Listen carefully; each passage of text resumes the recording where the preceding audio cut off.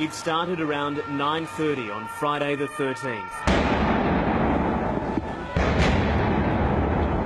At least 6 coordinated gun and bomb attacks across Paris, the worst at the Bataclan concert venue in the 11th arrondissement. Just half a kilometre from the scene of January's Charlie Hebdo massacre. American rock band Eagles of Death Metal was playing a sold-out concert for 1,500 fans when gunmen armed with AK-47s opened fire. As many as 60 were killed outright, 100 taken hostage. When I went on the streets, I've seen 20 to 25 bodies lying on the floor. People were very badly injured, gunshot wounds. Then other attacks at Le Carillon Hotel restaurant a kilometre north. At least 10 people were seen in the street, either dead or seriously wounded. Also at Rue Charon, Les Halles Market, the Belle Equipe Bar, all roughly the same area east of the city centre, but also 8 kilometres north, this. Suicide bombings at the city's major football stadium where a friendly match between France and Germany was underway. Reports of at least 40 killed there. Some thought it was fireworks. Firecrackers being let off in and around the stadium. Among the spectators, French President François Hollande. Être décidé dans toute l'île de France. He declared a state of emergency, hospitals on alert, borders closed, schools and colleges shut, and thousands of police and troops ordered into the streets. At the Bataclan venue, gunmen began executing people. They are killing us one by one, hostages tweeted from the concert hall. Police had no choice. They launched an immediate assault. But more hostages died as explosives were thrown into the crowd. 3 terrorists detonated suicide belts rather than be taken alive.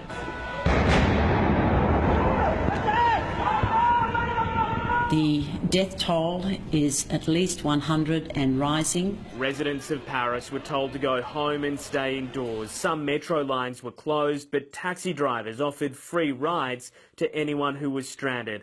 Australians were caught in the terror. A SWAT caravan came and guys jumped out with their flak jackets and their semi-automatic machine guns. And it was actually really scary. There was a corpse covered in foil, gold foil.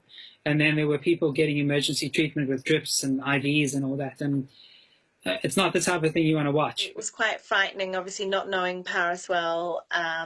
We didn't know kind of how close we were. I was absolutely frightened and just wanted to kind of get to the safest place possible. Islamic State has now claimed responsibility. The attacks come 2 weeks before a major climate conference in Paris and 2 days before the G20 in Turkey.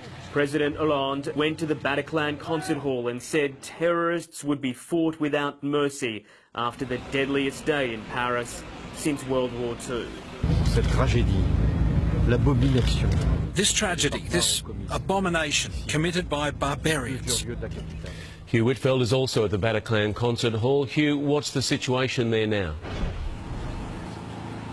Well, Mark, there is a real sense of unease across this city this morning. Speaking to people, some went to bed last night hoping that the death toll wouldn't rise too far, but they've woken up to the most devastating news this morning. We're about a block from where the security operation at the concert hall begins here, and there is a huge security presence right across Paris, not just here, but across this city as people wake up. Around 1,500 military personnel, police and firefighters are being deployed. The city's 36 major hospitals are dealing with hundreds of injured casualties. Among them is one Australian, reportedly Tasmanian, Emma Grace Parkinson. We don't know yet how badly she is injured, but we can say that 80 people of those 200 who were injured are in a critical condition, Mark.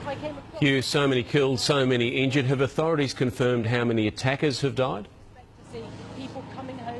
Well, at this stage, it appears that there were 8 terrorists. Now, they have all been killed. At least 7 were wearing suicide belts and blew themselves up as police came at them. And then the 8th terrorist was shot by security forces inside the concert hall. French authorities say it is possible that they had accomplices and that they are still at large, and that's why we're seeing such a big security presence here this morning. Now, there were some fairly heavy restrictions put in place across the city overnight. They are now easing this morning. Flights are operating in and out of Paris's 2 major airports, and Eurostar services are also running to London, but those tickets you can exchange if you don't want to come to Paris, but many of those services that will allow people to get out of here.